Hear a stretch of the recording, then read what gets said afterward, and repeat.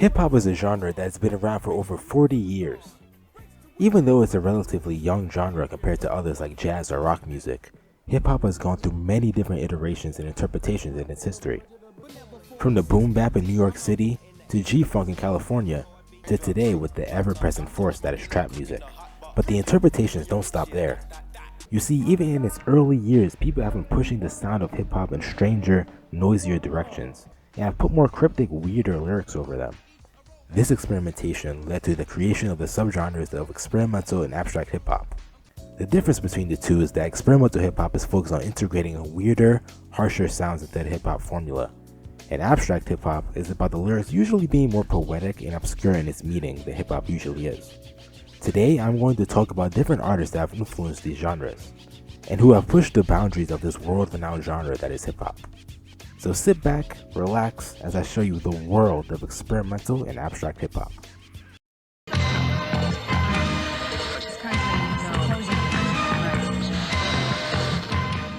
We begin our journey in the land of San Francisco during the late 80s, where two men changed the game of hip-hop so early into its life. Those two men were Michael Franti and Run Otisei, with their band The Beatniks. Not much is known about the Beatniks, but what I know is that these guys really expanded the horizons of what hip-hop is and what it can sound like. The band was clearly inspired by industrial bands that came into prominence in the late 70s and throughout the 80s. Bands such as Throbbing Gristle and Einstürzende Miaubaten. I'm positive I'm not saying that right. Sorry to any Germans watching this video. Anyways, the Beatniks were very inspired by these bands. And by the way, this band is called The Beatniks. I'm not gonna lie, that's a pretty good pun. Good on you, Franti. The band only put out one self-titled album in 1988, but that one album is enough to solidify their important spot in hip-hop history. The album had elements of industrial music, hardcore punk, post-punk, experimental rock, and many other genre fusions into a disjointed yet fulfilling 43 minutes. Now, rap rock has been done before this time, such as with Run DMC's Walk This Way with Aerosmith, and some songs off of License to Ill by the Beastie Boys. But none of those songs pushed hip-hop to its extremes like the Beatniks did. And this band is just the tip of the iceberg.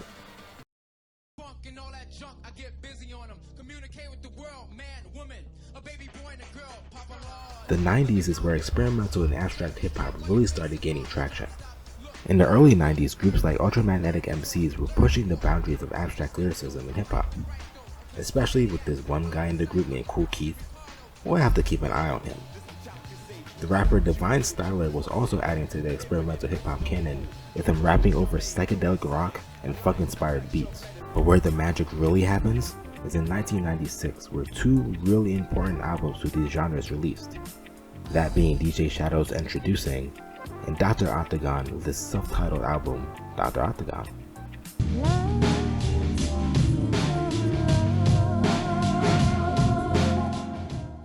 Let's start with Introducing by DJ Shadow. This album changed the game in how hip-hop beats can be made.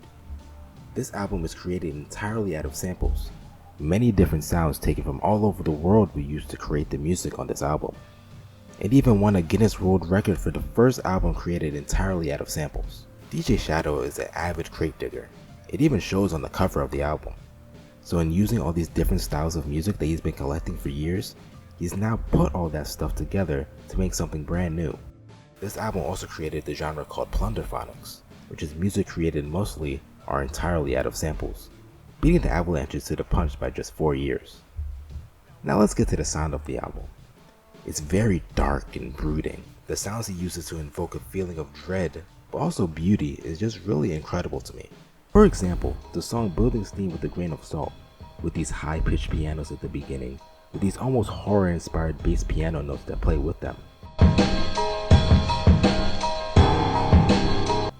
The vocal samples then added onto it really adds to this feeling of dread that I laid out earlier.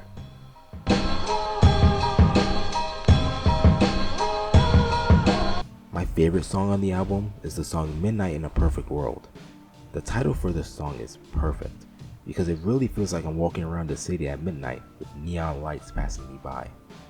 If there's any song on this album I'd say to check out first, it would be that one.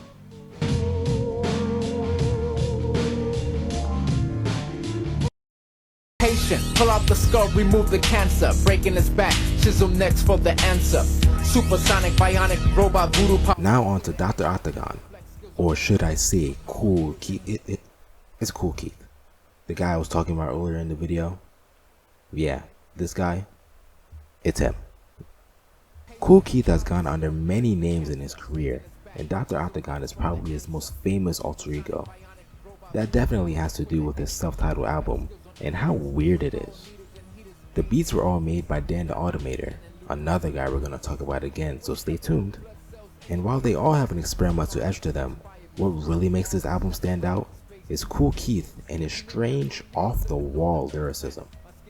There's always a crazy horror-inspired element to his lyrics on this album, like on the title track where he raps about the world ending, Bigfoot, UFOs, and giving a lady wrinkle cream made out of rat poop. I will explain, but you become more puzzled at the possibilities. Earth-ending trilogies, wacky stuff like gas-passing dinosaurs. Warlocks drawing circles blindfolded. Gave a lady some wrinkle cream out of rat poop. It's Kool Keith. It's not even the weirdest of his material. There is always a bar on this album and many other Kool Keith albums that you gotta hear more than once to actually understand, which is the trademark of the genre of abstract hip-hop. And Kool Keith is definitely an innovator with his wacky, yet sometimes thoughtful bars. Shame when these MCs fuck with us. Yo, what they call you, kid? They call me Big Josh. Yo, it's a shame when these MCs. Alright, next up we have to talk about a group that really pushed the experimental hip-hop movement forward, and that group is Company Flow. These guys with just one album under their belt inspired so many different artists that come later down the line. It's kind of insane to think about. The group is comprised of LP, or El Producto, Mr. Len, and later joined by Big Just. The album Fun Crusher Plus is a cacophony of industrial and minimal synth beats with crazy fast and tight bars, and I absolutely love it. LP, who we will talk about later again in this video since his contributions to hip hop aren't done just yet, produces and raps all over this project. He creates these spastic yet cold and noisy beats and puts his fucking foot in it with his rapping as well. A lot of people say he's a better producer than a rapper, and I wholeheartedly disagree. He kills it on both fronts.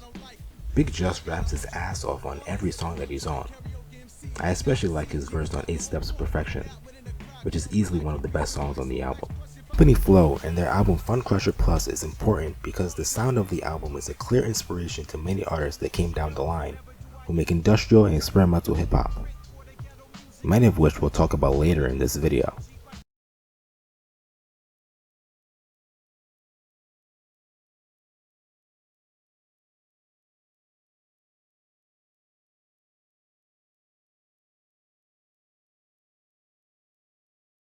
In the late 90s, experimental and abstract hip hop is still getting its footing, but two artists' careers start around this time that are integral to both genres.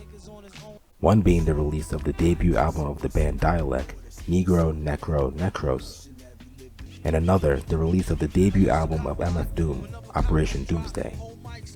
These had to be mentioned because they are so influential to the music of these genres, so the beginning of these two careers has to be talked about.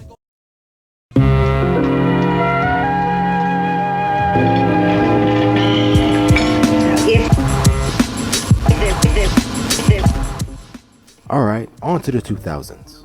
Experimental and abstract hip-hop is starting to ramp up as more and more releases come out. For example, MF Doom starts to release one of the greatest album runs of all time in the early 2000s, elevating abstract hip-hop and just hip-hop in general to new heights that I believe have still never been topped. The only reason why I'm not making a full section for Doom is because I feel like Doom deserves its own video where I can talk more in depth about his work. So yeah, stay tuned for that. But on to someone who is also important for pushing the boundaries of what you can do lyrically in hip hop, and that man is A$AP Rock.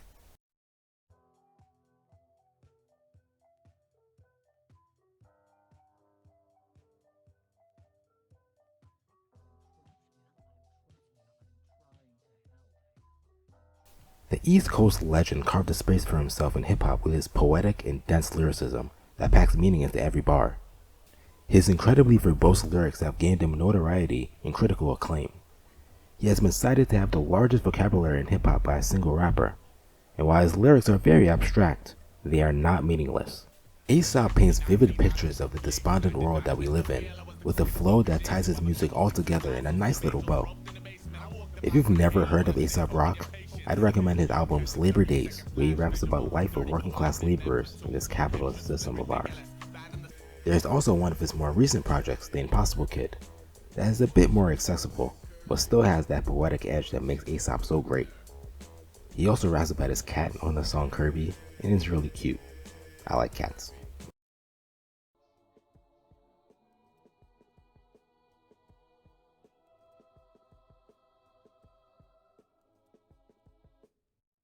Around the same time A$AP Rock is getting his start, another important rapper to this canon is about to release his magnum opus. Deltron 2030 is a collaborative project between West Coast underground legend Del the Funky Homo Sapien and producer Dan the Automator, who we talked about earlier with him producing Dr. Octagon. You see how all these people connect? It's really cool once you map it all out. But anyways, Del has released many great projects before this. No Need for Alarm, Future Development, etc. But I and many others agree that Deltron 2030 is his best project by far. The beats used on this album are spacey yet epic. The sound design is really spectacular, with all these futuristic sounds that really make you feel like you're in a city with neon lights and flying cars that will eventually crash into a building near you. Seriously, flying cars are a bad idea. They also have these strange synths and noise passages that amplify the atmosphere that the album wants you to feel. Del is the narrator of this dystopian future of 2030, where he raps about the world overall with technological advancement and unfettered capitalism. Wow, 3030 really came sooner than expected. He raps about fighting against that system so we can regain our humanity and freedom. Many rappers have rapped about the future in their songs, but none do it the same as Del.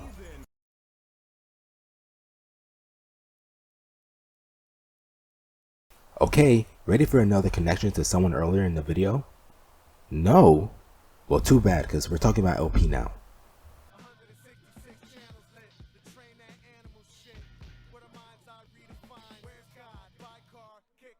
LP, the rapper and producer from Company Flow, went on to have his own solo career, where he pushes industrial and experimental hip-hop even further than before. In 2002, he releases his most celebrated work to date, his album Fantastic Damage. It has an even harsher sound than Funcrusher Plus. Just listen to the song Deep Space 9mm with all the layers of noise, scratches, and samples that make up the beat. His album I'll Sleep When You're Dead even has people from the industrial music scene like Trent Reznor of Nine Inch Nails fame on one song. The album Cancer for Cure is one of his most abrasive yet, with these driving harsh synths and noise passages. Oh, and then I mentioned that LP is rapping his ass off on all of these albums, because he is killing it with his usual style of layered yet super hard sounding bars. LP is so important to this style of music because even more so with his solo career, it is so easy to tell who is inspired by his work in the coming years, and that alone should say enough about LP's impact to hip hop as a whole.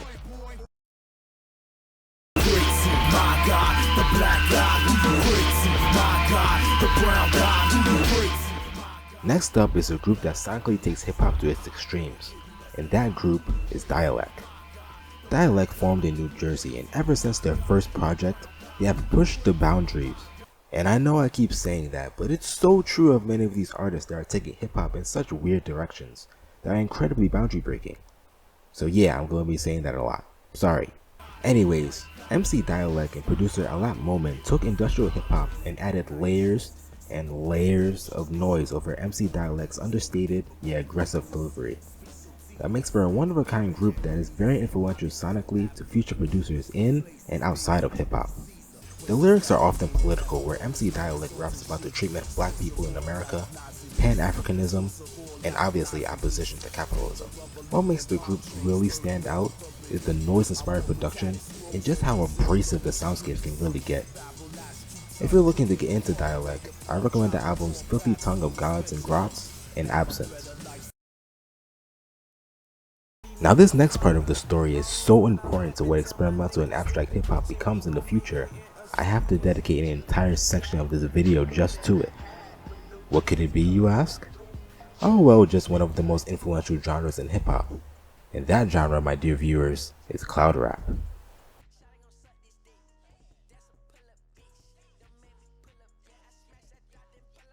Now what is cloud rap? I hear you asking through your screens. Cloud rap is a subgenre of hip hop that emphasizes more hazy, ethereal production. Songs that make you feel like you're floating on a cloud, hence the name. The reason why cloud rap is so important is because of its versatility and how the loose song structures make it a lot easier for songs to be experimental. But if we're going to talk about cloud rap, especially the beginnings of it, we need to talk about one artist in particular. We need to talk about Viper.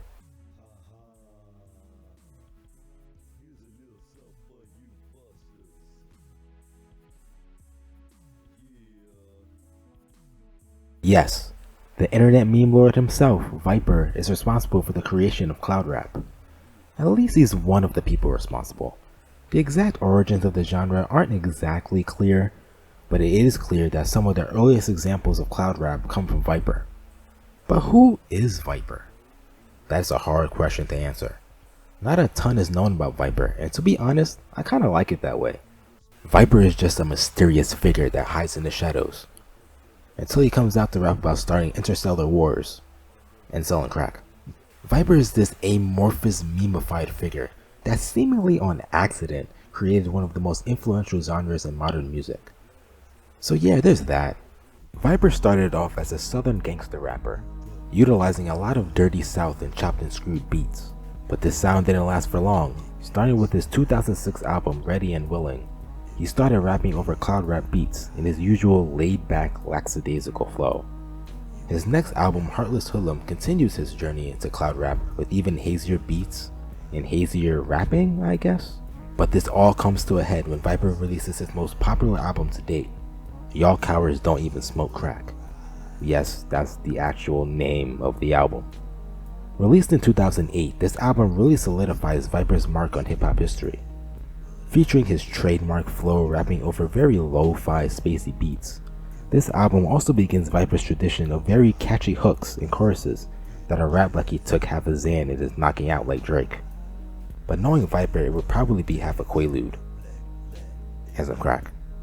Viper released another album a year later called The Haram Clark Hustler that has one of his most popular songs on it, You Wanna See Me Dead Cause of My Hops, where he is rapping about people wanting to kill him because he's so good at basketball.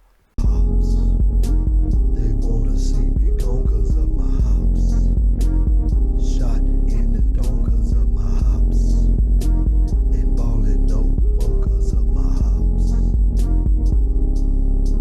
Viper has gone on to make, and I kid you not, over 1,500 albums in his career, most of which are just chopped and screwed versions of different songs that all, well, mostly have porn stars on their album art.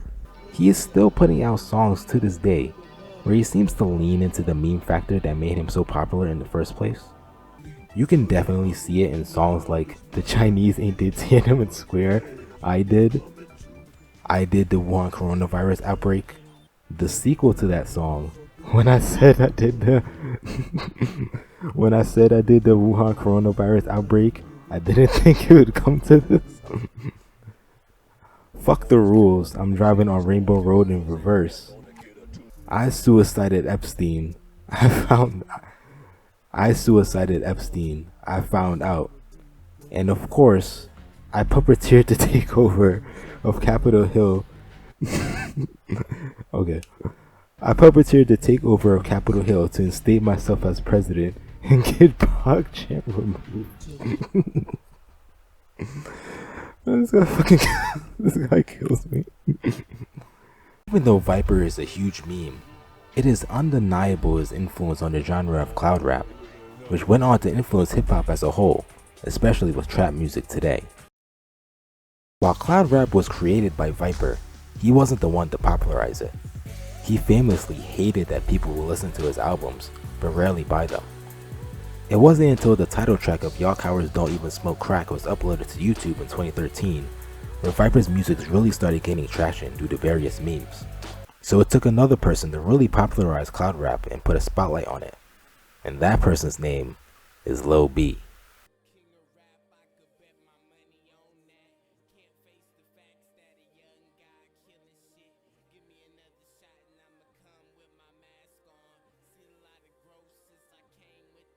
Lil B is a rapper from the Bay Area who got popular through releasing extremely long mixtapes and DIY music videos to go along with them.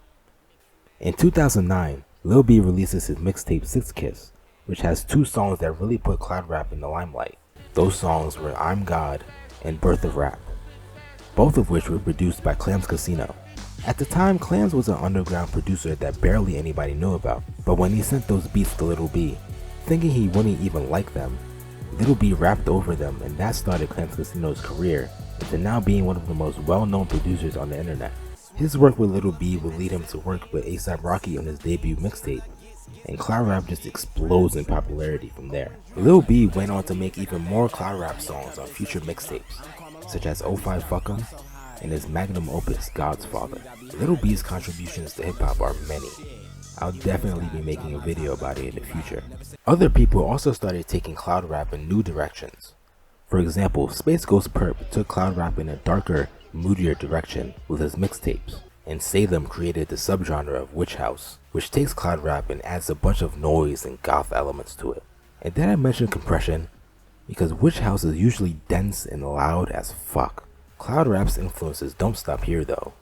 No, there is so much more to cover once we reach the 2010s. Atomic penetration, rapid fire through your skull. Shot it on when taking it back to the days of trying to lose control. Swerving in a blaze of fire, racing through my bones. Oh shit, I'm feeling. Okay, I'm just gonna be upfront here. The 2010s is where experimental and abstract hip hop explodes. So many, and I mean so many, different artists in these genres started to create music that is kind of awe-inspiring how many people are involved in this. So I'm just gonna say it now, there is no way in hell I'm gonna be able to talk about all of them. I'm going to try and talk about the most notable ones and their releases, but if I miss an artist or an album that you really like, I'm sorry, but it's just too much information to try and cram into this video. So with that out of the way, let's talk about the group you probably clicked on this video to see.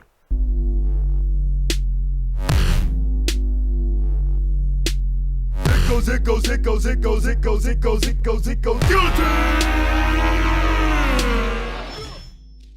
Yes, it's finally time to talk about Death Grips.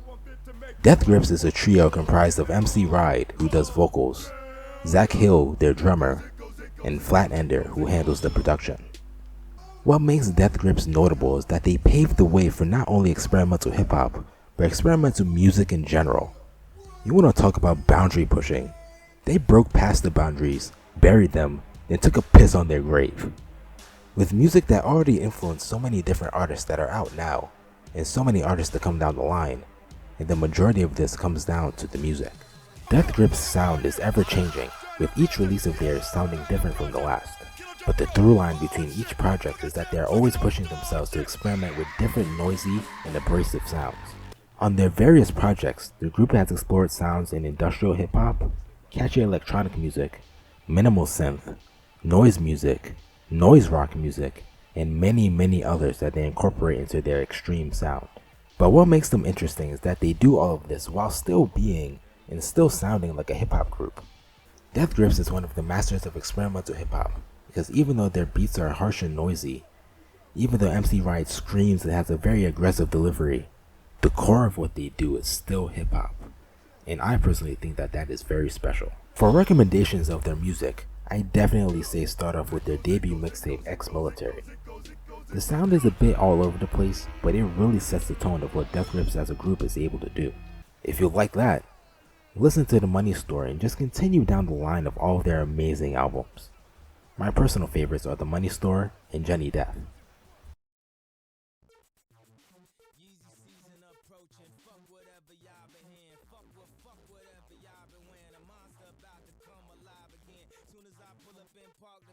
Death Grips went on to be very influential, and one clear example of this is with the album Yeezus by Kanye West.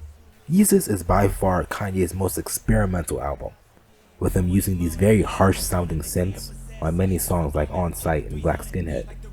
Kanye's delivery on many of the songs were much more aggressive than he usually is. While there are songs on the album that are more in line with what Kanye is known for, take Bound 2 for example, the experimental edge that Kanye went for on this album is clearly a nod to Death Grips and their style of production. Yeezus came out a year after Death Grips released The Money Store and No Love Deep Web, so it's not that far-fetched to say that he was influenced by them.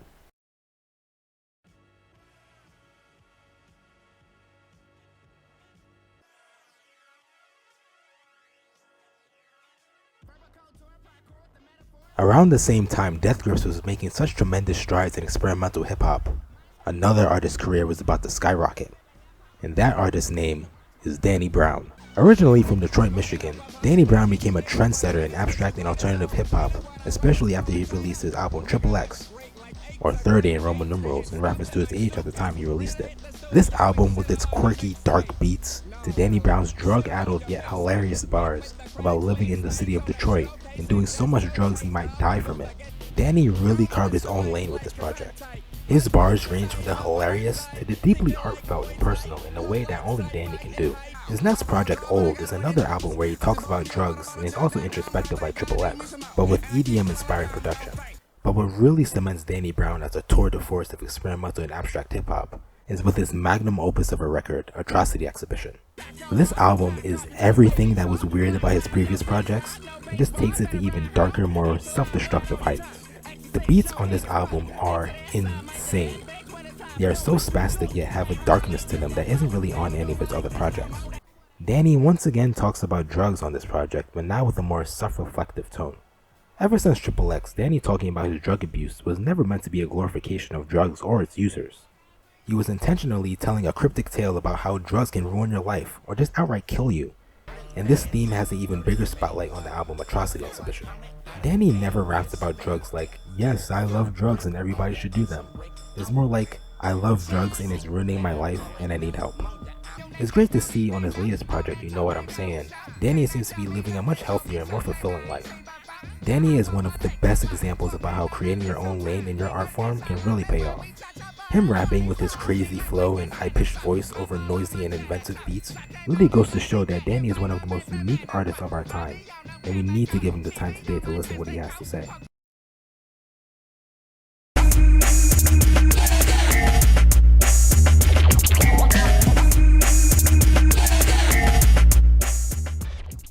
We also have to mention an artist that was making waves and was a real trendsetter in showcasing how malleable hip-hop can be.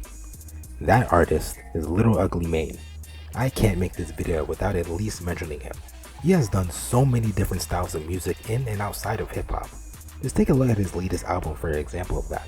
Within hip-hop though, he has added so many different sounds to the formula that it's really impressive to see just how he pulls it off. Like on his 3-sided tape series. 3 albums of insanely dense and noisy hip-hop beats, with elements of noise music, punk rock, cloud rap, and even black metal all jam-packed into these 3 albums. If you want a good introduction to Little Ugly Mane, I recommend his album Mr. Thug Isolation, a drugged out Memphis rap album with tons of chopped and screwed beats. It's really good stuff. 211 and penny candy. Storm coming. Everybody inside. It's a war coming. Stack your bread, get high, gotta pour something. Out for the homies. On to another amazing group of boundary-pushing artists with a more noise-based edge. Next up, we have to talk about Clipping. Clipping is a group consisting of William Hudson and Jonathan Snipes on production, and Daveed Diggs as their rapper. Yes, Daveed Diggs, the dude from Hamilton. This Disney-ass dude is the rapper for one of the most forward-thinking groups in rap right now, rapping with his insane, perfectly in time flow over noise and industrial-based beats. When I first found out about this group, I thought, really? Daveed Diggs? It totally caught me off guard. But don't let it catch you off guard because Clipping is fantastic. From their debut self-titled album, you can tell that there's something special going on here. The production was so experimental and noisy, and did I mention noisy? The producers are clearly inspired by noise and power electronic artists of the past like Merzbow and Ramlet. Daveed's rapping ability really shines through on this album as well, with him switching seamlessly between flows as he spazzes out on these catchy yet harsh beats. The next album, Splendor and Misery, is a concept album about a slave on a slave spaceship that gets attacked by some sort of alien creature. It's another amazing project with a lot more atmosphere than the first album, which is something that they take into their next 2 albums, which I believe is their best work to date. I'm talking about their albums There Existed an Addiction to Blood from 2019, and Visions of Bodies Being Burned from 2020. As you can tell from the titles, these albums fall into the realm of horrorcore. which is rap music with a dark, eerie production, with rap topics such as slasher films, murders, and any weird, scary thing that goes bump in the night. Clipping takes the genre and runs with it, creating some of the most genuinely scary horrorcore I think is out there. From not only the noise-based beats that have the atmosphere from the album before, but now they are much more horror-inspired. You can hear that not only in the beats, but in the sound design as well, where the producers add in a lot of sound effects like doors being slammed, people running, banging on doors, etc. to really drive home the horror aesthetic. But it's not only the production that is great. The V's rapping is taking to new heights on these two albums, to the point where on multiple songs he's rapping perfectly in one time signature, and then just switches to another one, and then back to the original one. It's crazy what he's able to pull off on these two records. If you would like to listen to Clipping, I definitely recommend listening to the self-titled album first, and then just listen to the rest of them, because it's all really good. Yep, that's it. Clipping is great. Moving on.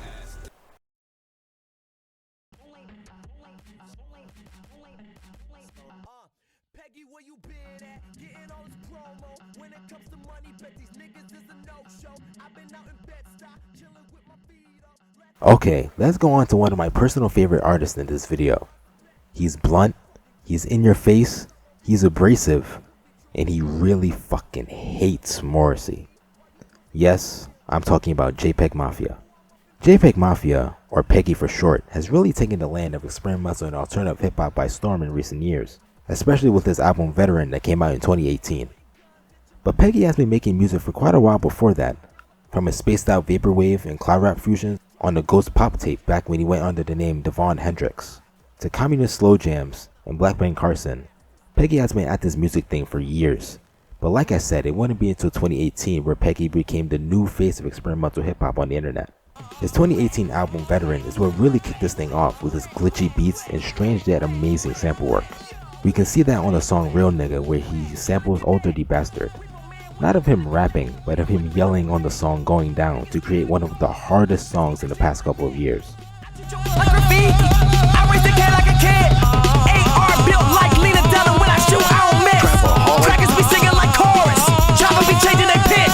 Another song, Thug Tears, really shows off Peggy's production and sound design skills with this really textured, glitchy beat with a ton of popping sounds and vocal samples. Peggy's lyrics are often political on this project and on a lot of his past work as well. They are often hilarious, yet always poignant in its messaging. Veteran really showed off a lot of Peggy's strengths, from the aggressive delivery of his bars to the wide array of sounds he's willing to experiment with. He brings that same energy with him on his next project, All My Heroes Are Cornballs, where he is still experimenting with noisy beats, but now with an unexpected pop influence to the music. Well, this wouldn't be too surprising if you were familiar with some of his older work, like on the Ghost Pop tape. The production on All My Heroes is some of Peggy's catchiest stuff to date, while still keeping that aggressive edge to it. Take the song Jesus Forgive Me, I Am a Thought, another great title. From the airy synths on the chorus, and the pianos laced throughout the entire song. Free the Frail is another catchy spot on the album, with an earworm chorus that you will remember from the first time you hear it. The songs on here that are hard-hitting, like Post-Verified Lifestyle and the excellent Poppy I Missed You, where Peggy's politically charged lyrics pop up in full force. All My Heroes is definitely a defining moment for Peggy, where his old and new sounds merge into a unique and forward-thinking project. Next, Peggy released two EPs, EP1 and EP2 respectively. EP1 being the one with all the hard-hitting bangers on it. Check out the song Bald for a taste of that. And EP2 being the more spacey cloud project, where Peggy is actually singing a lot of the time. And it sounds really good. Check out the song Fix Yourself if that interests you. But in 2021, Peggy will release, in my opinion, his best project to date. And that would be LP. This project takes everything that was special about his previous work and puts it into a neat, almost hour-long package, and it is fantastic. LP carries over the amount of experimentation that Peggy is known for and adds a layer of atmosphere to it. The production is still hard-hitting, but often have very despondent synths and keys over them. There's also some amazing sample work on this project as well, especially on the song Hazard Duty Pay, which is easily the best song to come out last year, and is easily one of Peggy's best songs to date. The way he flows over this chaotic yet soulful beat is really impressive. This is also one of Peggy's most aggressive projects, seemingly from his tumultuous relationship from his label that he has since left. JPEG Mafia definitely left his mark on the world of experimental hip-hop. With his inventive production and bars so full of personality and conviction, that you just can't help being swept up in the worlds that he creates with his music. I am loving what he's doing so far, and I can't wait to see what he does next. Alright, there's a lot of fucking artists that have contributed to experimental and abstract hip hop, especially in the 2010s, so I can't just give a full section to each of them. So what I'm gonna do now is a lightning round of a bunch of artists that I simply just don't have the time to give a full section to in this video. So here's a bunch of artists and albums that are really important to these genres. Go! I'm a huge fan of Earl Sweatshirt ever since his days in Odd Future, but in recent years he has strayed away from more conventional beats and sound palettes with something more loose and experimental. We especially see that on his 2018 album Some Rap Songs, where Earl spits these cryptic bars about depression over these hazy, dark sounding beats. I definitely recommend this album and his latest album, Sick. Billy Woods is one of the most forward-thinking lyricists that's making music today. His bars are layered and always poignant. He is definitely a star in the realm of abstract hip-hop. Listen to his albums History Will Absolve Me and Hiding Places, his collaborative album with Kenny Segal. He is also in a rap group with rapper Elucid called Arm & Hammer that is fantastic. I recommend the album Paraffin. Going over to the mixtape side, there's Black Cray, who takes cloud rap in a psychedelic, noisy direction, with a little bit of Witch House added in for good measure. Listen to the mixtape Crack Clouds over Art's Kitchen. Mock Hami is easily one of the best new faces in abstract hip hop today. The way he uses different flows that switch seamlessly together is amazing. His music is brimming with personality. He really is an artist that more people need to be looking out for. He has a lot of albums under his belt, but I recommend Haitian Body Odor or HBO to start. Shabazz Palaces makes really weird, glitchy, and noisy hip hop that was a bit ahead of its time, beating out groups like Clipping who has a similar style. Listen to Black Up, it's a really fantastic album. Chief Keef, yes, the Chief Keef, has dipped his toes into experimental hip hop before, and it actually came out really good. I especially love his mixtape Back From The Dead 2, which was produced almost entirely by Sosa himself.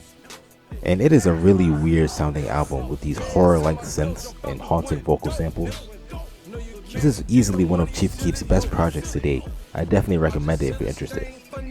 Open Mike Eagle is making some of the best not only abstract hip hop, but just hip hop in general. He really puts his heart on his sleeve with his albums, which is something that I can definitely appreciate. Listen to Brick Body Kids Still Daydream and Dark Comedy. They aren't as experimental as some of the other artists on here, but we gotta at least mention Blade and Drain Gang. These guys are really pushing the genre of cloud rap forward, and they are doing it on their own terms, which I think is really cool. Listen to Ice Dancer and Ever Since by Blade. Backwash is easily one of the most interesting artists to come out in the past few years.